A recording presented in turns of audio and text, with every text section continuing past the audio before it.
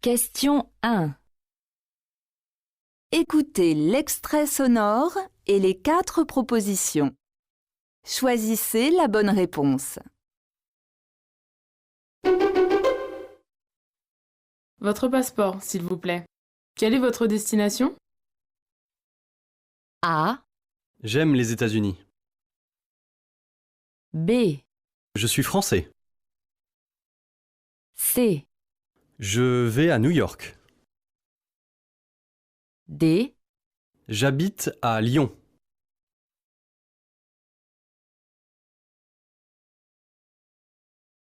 Question 2. Écoutez l'extrait sonore et les 4 propositions. Choisissez la bonne réponse.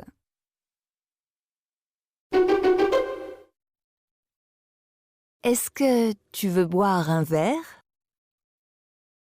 A, Oui, c'est une bonne idée. B, Oui, c'est celui-là. C, Oui, c'est délicieux. D, Oui, c'est maintenant.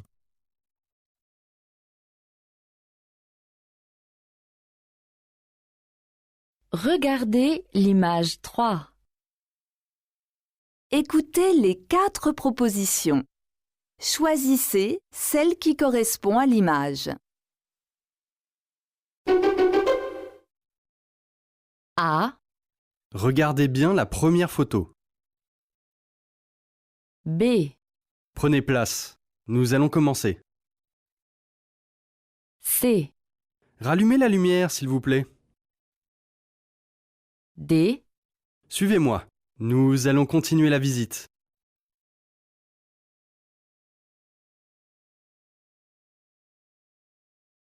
Question 4.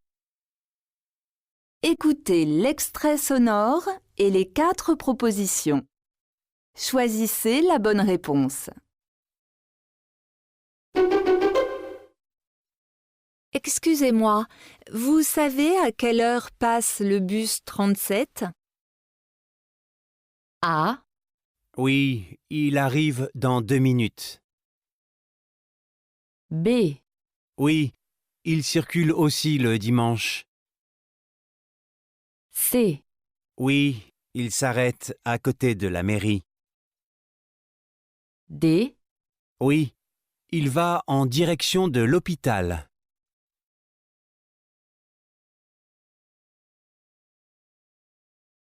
Question 5. Écoutez l'extrait sonore et les 4 propositions. Choisissez la bonne réponse.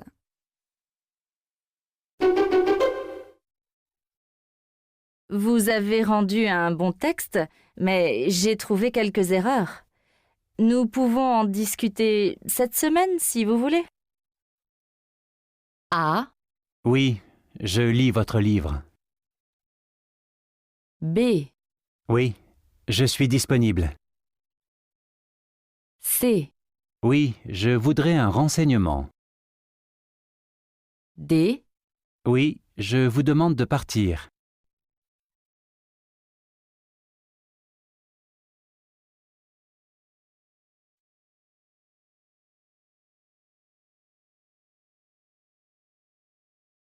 regardez l'image 6.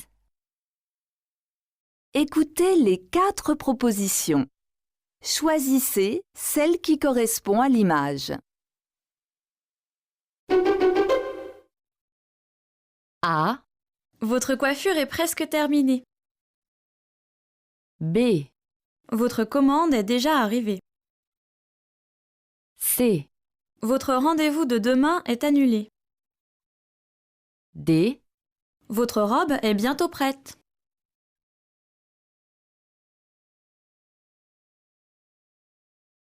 question 7. Écoutez l'extrait sonore et les 4 propositions. Choisissez la bonne réponse.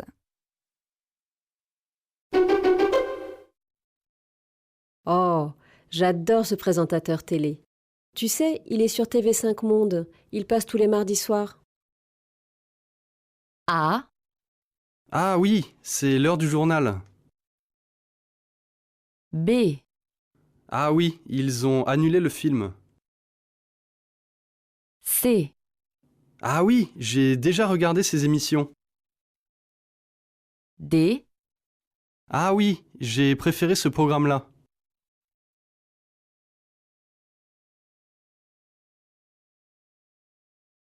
Question 8. Écoutez l'extrait sonore et les 4 propositions. Choisissez la bonne réponse.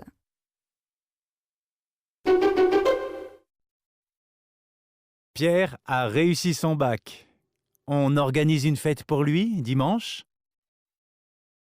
A, Oui, c'est une excellente idée. B, Oui, j'adore aller au spectacle. C, Oui, j'aime beaucoup le week-end. D, Oui, c'est pour son anniversaire.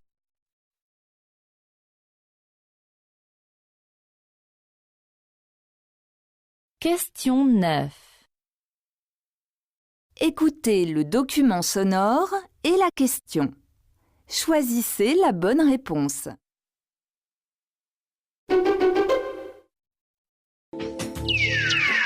Vous voulez manger végétarien, mais vous n'osez pas car vous n'y connaissez rien? Eh bien, ce livre est fait pour vous. La cuisine végétarienne facile et gaie est une véritable encyclopédie. Des trucs et astuces, plein d'infos sur les aliments et bien sûr des recettes, le guide indispensable du végétarien militant. Que propose le livre présenté?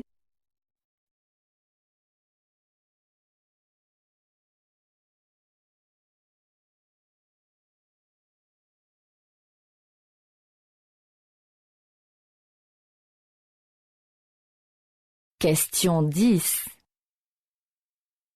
Écoutez le document sonore et la question. Choisissez la bonne réponse. Le Parc national du Mont-Tremblant, c'est le plus grand territoire protégé au sud du Québec. Alors, on parle d'un territoire de 1510 km² dans lequel on retrouve un peu plus de 400 lacs. Il ne faut pas se cacher ici, on va recevoir beaucoup de gens, un peu plus d'1 demi-million de visiteurs à chaque année. Évidemment, il y a une faune impressionnante qu'on retrouve sur le territoire du parc. On parle d'un peu plus de 40 espèces de mammifères. Qu'apprend-on sur le parc national du Mont-Tremblant?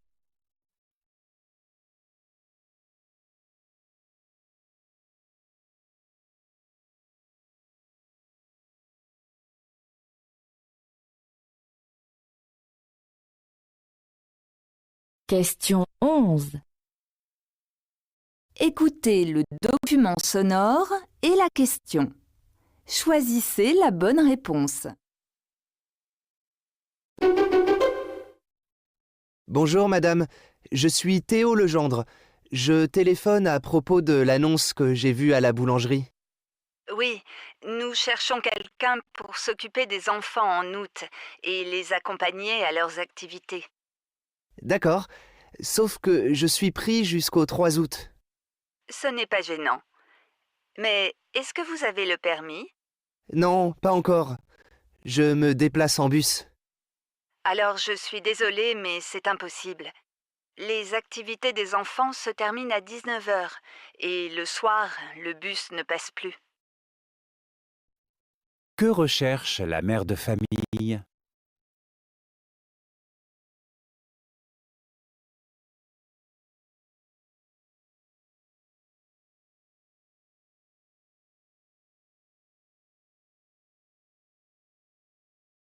Question 12. Écoutez le document sonore et la question. Choisissez la bonne réponse.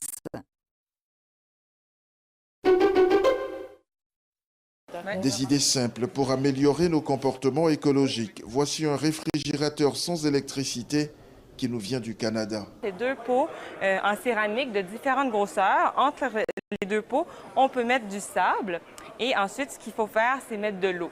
Donc, l'eau va garder ce qui va faire en sorte que ça va être humide et donc le pot va rester au frais. Et à l'intérieur, on peut mettre des fruits et des légumes. Que permet cette méthode?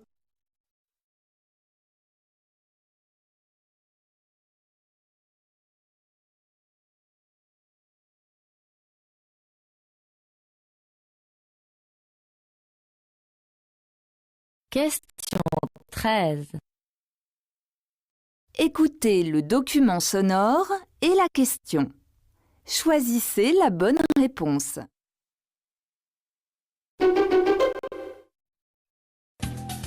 Bienvenue dans Écran vert. Pour le numéro 10 de votre magazine consacré au développement durable, nous avons décidé d'aborder le thème de la santé. Notre santé, votre santé, la santé de nos enfants, un bien précieux mais un bien peut-être menacé.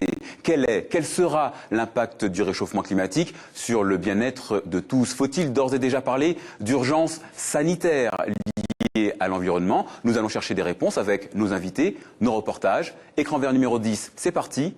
Voici le sommaire.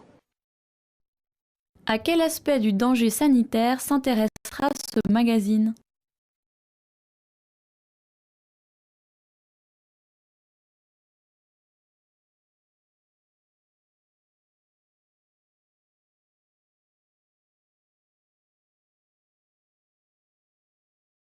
Question 14. Écoutez le document sonore et la question. Choisissez la bonne réponse. Bonjour. Aujourd'hui, je vous emmène à la découverte de la langue des signes française. Que ça soit le nord, que ça soit le sud, il y a déjà des variantes de langue des signes. Tout simplement parce que ce sont comme des accents. Mais bien évidemment, c'est une langue qui est comprise par tout le monde. Par contre, pour tous les autres pays francophones, donc il y a des pays, notamment en Afrique, où ils utilisent la langue des signes américaine, l'ASL. Tout simplement parce que les Américains sont arrivés là-bas, ont vu qu'ils n'avaient pas de langue des signes, donc ils leur ont apporté la leur. Où utilise-t-on la langue des signes française?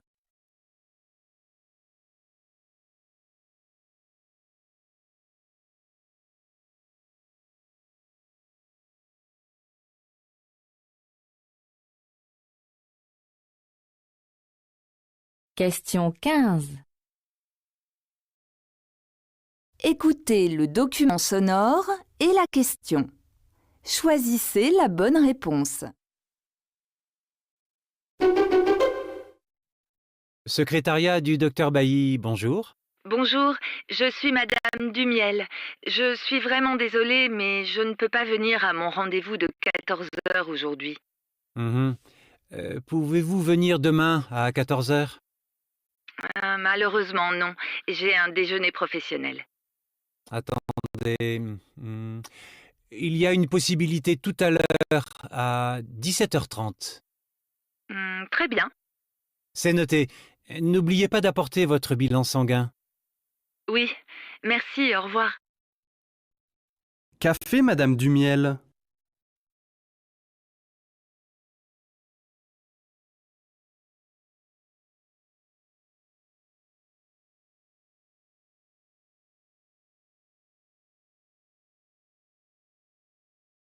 Question 16. Écoutez le document sonore et la question. Choisissez la bonne réponse. Nous sommes dans une manifestation qui s'appelle le Festin de Rabelais. C'est la première édition de cette manifestation. Et le Festin de Rabelais, ce sont des artisans, ce sont des producteurs, ce sont des chefs qui proposent leurs produits au public. Et le public vient en effet goûter ces produits. Nous aussi, on va goûter ces produits. Qu'est-ce que le Festin de Rabelais?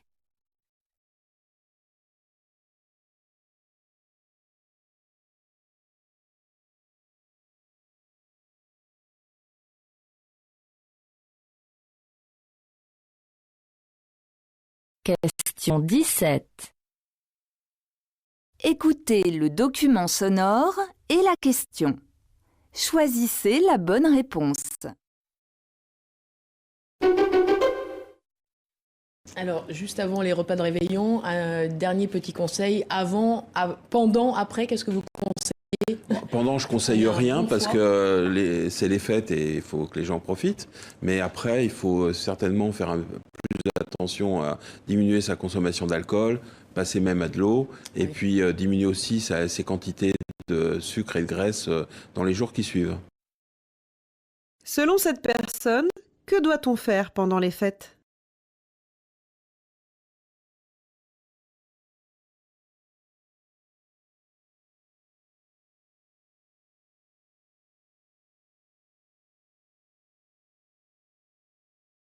Question 18. Écoutez le document sonore et la question. Choisissez la bonne réponse. Bonjour. Modou prend son rôle très au sérieux. Aujourd'hui, il s'exerce à présenter le journal télévisé de la toute nouvelle chaîne Télé-École. Au programme, des émissions éducatives, littérature, histoire, sciences. C'est important de transmettre des informations concernant l'éducation par les jeunes parce qu'on partage le même langage et on nous comprend bien, entre jeunes, on se comprend bien. Aux manettes de cette télé, des étudiants uniquement. Ils sont quand même encadrés par des professionnels, des passionnés qui aiment avant tout transmettre. Quelle est la particularité de cette chaîne de télévision ?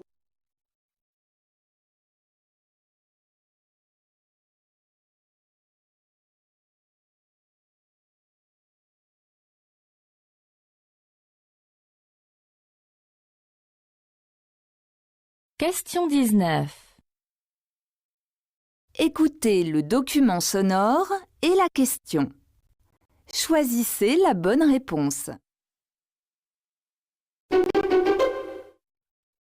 Au départ, Valéria était nourrice, mais après quelques galères et pas mal de ténacité, elle a changé de voie. Aujourd'hui, elle gère sa petite entreprise. En vraie femme d'affaires, elle dirige une quinzaine d'employés. Elle a un bon salaire aussi, 10 000 $ canadiens mensuels, soit 6 550 €. Et ce n'est pas là sa seule activité. Valéria fait aussi de la formation pour les nouveaux migrants, un programme financé par l'État, presque du bénévolat. Là, elle donne des cours, des conseils pour s'adapter au Canada le plus vite possible et son expérience lui sert.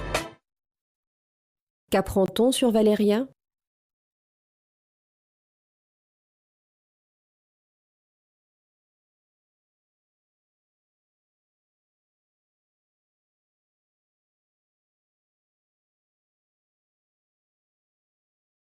Question 20.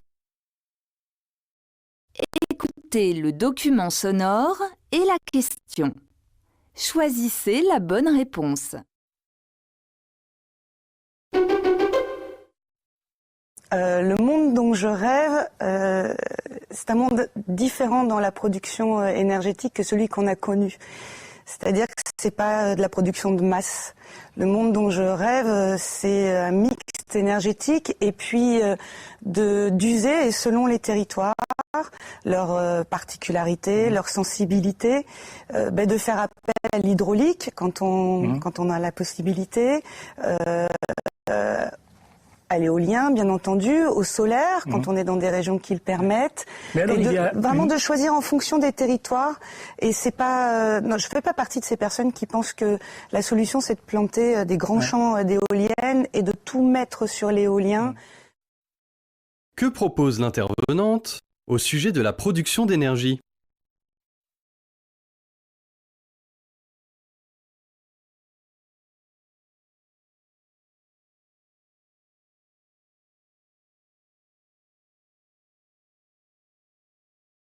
Question 21.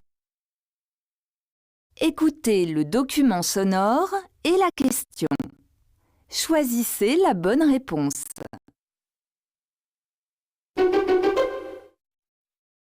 Le Parlement européen a également voté contre certaines pratiques qui peuvent faire peur. Je pense notamment à cette colle à viande qui était réclamée par l'industrie agroalimentaire. Oui, l'industrie agroalimentaire, elle voudrait pouvoir tout vendre comme étant de la viande et nous sommes arrivés à les en empêcher. Nous avons dit très clairement non, ce n'est pas possible. Nous voulons des denrées de bonne qualité.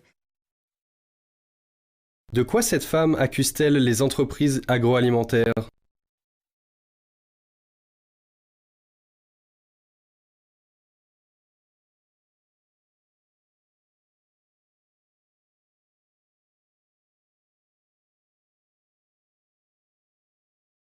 Question 22. Écoutez le document sonore et la question. Choisissez la bonne réponse.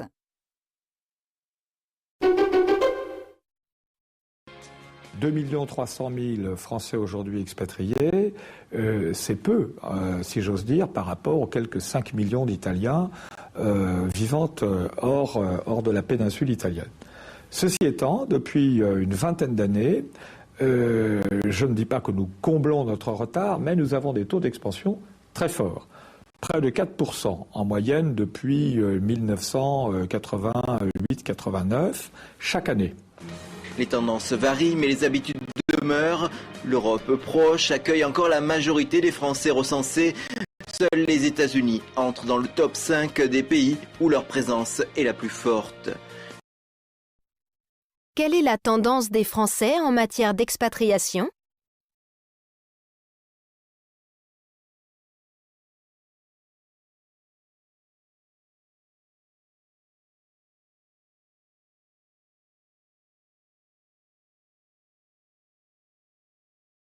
Question 23. Écoutez le document sonore et la question. Choisissez la bonne réponse.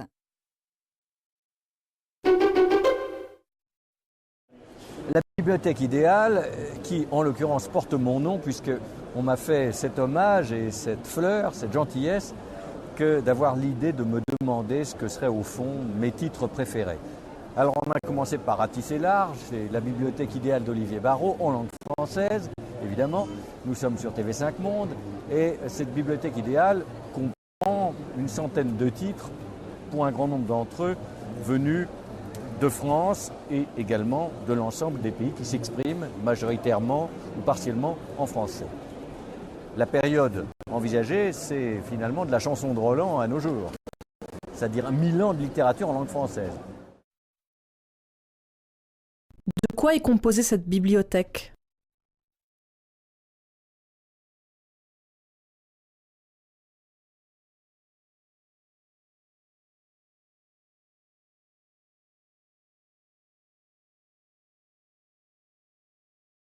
Question 24. Écoutez le document sonore et la question. Choisissez la bonne réponse. Ce qui fait que je me sens passionné par les dictionnaires, c'est que c'est vraiment le trait d'union entre les générations, le trait d'union entre les gens de tout niveau culturel, parce que tout le monde consulte le dictionnaire pour une orthographe, pour un mot qu'on ne comprend pas. Il s'agit d'être à la fois précis, simple, élégant aussi, de définitions qu'on puisse lire, qui ne soient pas trop jargonnantes. Quel est l'avis de l'intervenant sur les dictionnaires?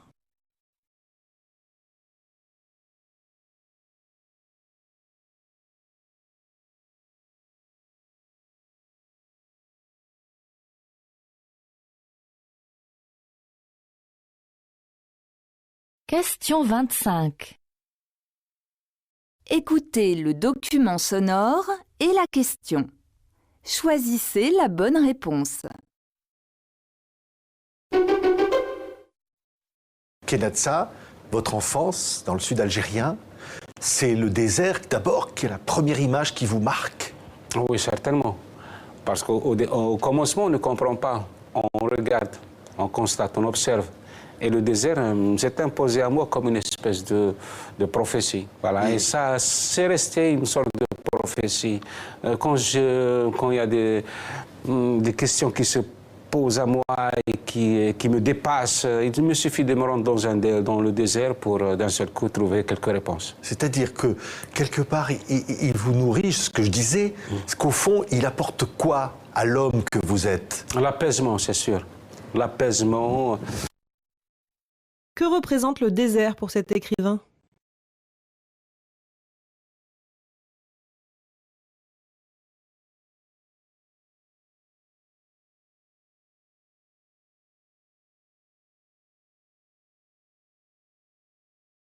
Question 26. Écoutez le document sonore et la question. Choisissez la bonne réponse.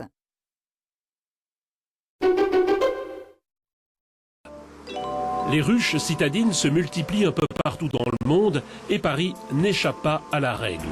On en trouve partout, sur les bâtiments les plus prestigieux de la capitale, mais aussi chez de simples particuliers. Parce qu'elles sont à l'abri des pesticides et autres engrais, les abeilles ont fait des villes un de leurs terrains de butinage favoris, et c'est tant mieux, car il y a urgence. Je suis apiculteur depuis 1960. Des abeilles, on en perd, disons, une colonie ou deux chaque année.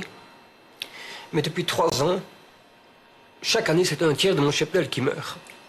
C'est pas normal. Qu'est-ce qui facilite l'installation de ruches en ville?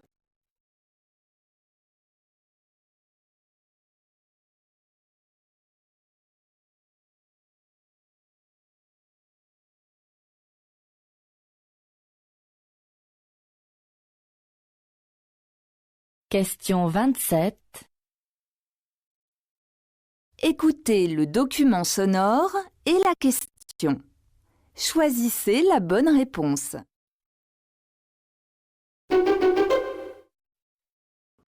Oh là là! Alors, mon coup de pouce pour la planète en 40 secondes. Je dirais qu'il faut... En fait, c'est d'abord un conseil. Il faut agir. Il faut en permanence être capable d'agir, même des toutes petites actions, hein. Un exemple qui me concerne, je plante des arbres. Voilà, sur mon balcon, en Île-de-France. Et puis, quand ils ont une certaine taille et une certaine maturité, je vais dans le sud-ouest, pour être précis, dans le Lot-et-Garonne, à Savignac-sur-Lèze, et je les plante dans le terrain. J'en ai déjà planté 4 et je vais les bichonner chaque année. Voilà, donc ne pas hésiter à mener des actions à tous les niveaux, voilà, parce que je fais germer aussi des idées dans la tête de mes étudiants, aussi, qui se développent bien et en faveur d'une attitude plus respectueuse de l'environnement. Sur quoi insiste cette personne au sujet de la protection de l'environnement ?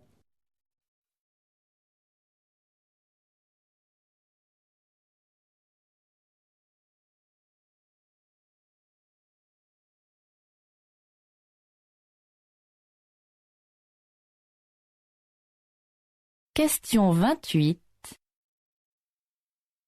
Écoutez le document sonore et la question. Choisissez la bonne réponse. Mais vous dites aussi que l'agroécologie, c'est un acte de liberté. En quoi exactement ? Disons que l'agroécologie, pour moi, le concept d'agroécologie ne se limite pas simplement à des transferts de technologie ou à des apprentissages de technologie, parce que ça amène, à partir du moment où on adopte l'agroécologie, notre vision change de la vie. C'est-à-dire qu'on ne voit plus les sols comme simplement un substrat dans lequel on met des produits chimiques pour que ça pousse. On acquiert une dimension supérieure, c'est-à-dire prendre soin de la vie tout entière. Pourquoi l'agroécologie est-elle présentée comme un acte de liberté ?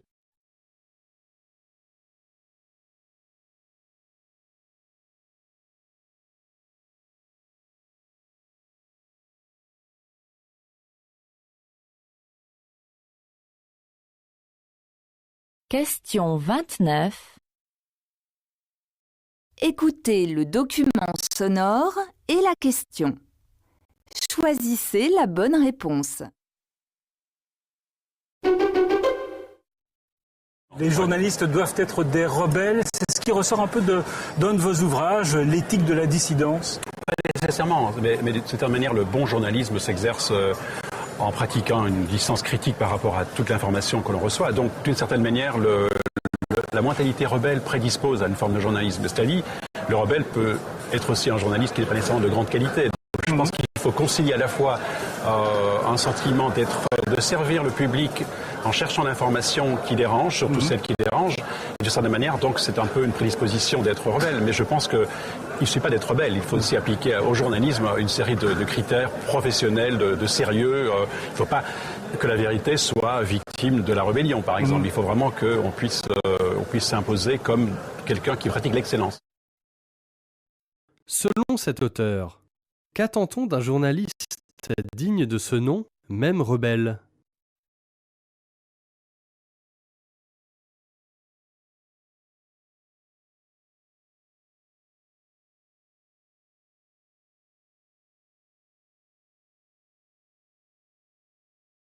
Question 30. Écoutez le document sonore et la question. Choisissez la bonne réponse.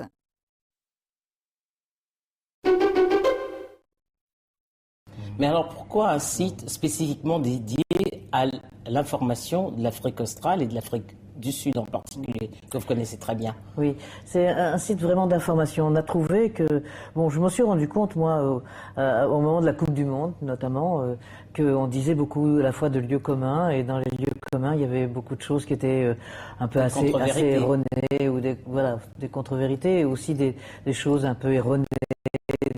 Des incompréhensions de ce pays qui est quand même assez difficile à percevoir. Donc l'idée m'est venue, je me suis dit mais il faudrait faire une information plus approfondie, plus régulière, en français, qui n'existe pas dans les médias français. Qu'est-ce qui a motivé cette femme à créer son site ?